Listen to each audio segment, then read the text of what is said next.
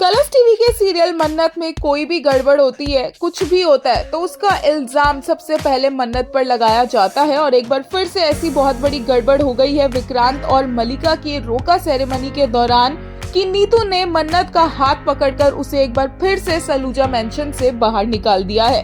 मन्नत का इस घर में आना जाना तो लगा ही रहता है। हुआ ये है कि मलिका एक बहुत ही ज्यादा स्मार्ट चाल चलती है। वो मन्नत को देती है वो चुन्नी संभाल कर रखने के लिए जो रस्म के दौरान नीतू ने पहनानी होती है अपनी होने वाली बहू को।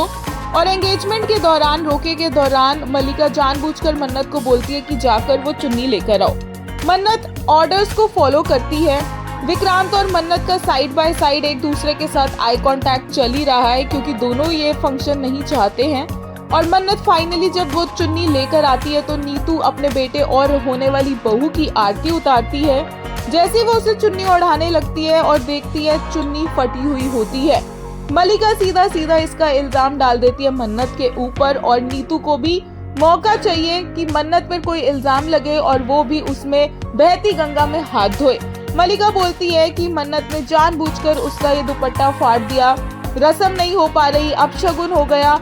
और यहाँ पर मन्नत के ऊपर इल्जाम लग जाता है और नीतू को तो वैसे ही लगता है कि मन्नत विक्रांत को पसंद करती है और इसलिए शायद वो विक्रांत की शादी नहीं होने दे, इसीलिए उसने ये सब काम किया होगा। वो बोलती रह जाती है कि मैंने ये दुपट्टा नहीं फाड़ा है, मैंने नहीं किया कुछ, मुझे जैसे दिया था वैसे ही मैं ले आई हूँ। लेकिन कोई उसकी बात नहीं मानता एज यूजुअल। विक्रांत भी खड़े होकर ये पूरा तमाशा सिर्फ देखता रह जाता है और कुछ नहीं बोलता। और नीतू एट दी एंड मन्नत का हाथ पकड़कर उसे घर से बाहर निकालने लगती है। वहीं पर ऐश्वर्या और मलिका बहुत ज्यादा खुश हो जाते हैं। ऐश्वर्या को भी पता होता है कि ये उसकी बेटी का किया हुआ कांड है। मलिका ने खुद वो दुपट्टा फाड़ा है ताकि वो मन्नत पर इल्जाम लगा सके और दोनों माँ बेटी बहुत ज्यादा खुश हो जाते हैं मन्नत को घर से बाहर निकलता देखकर।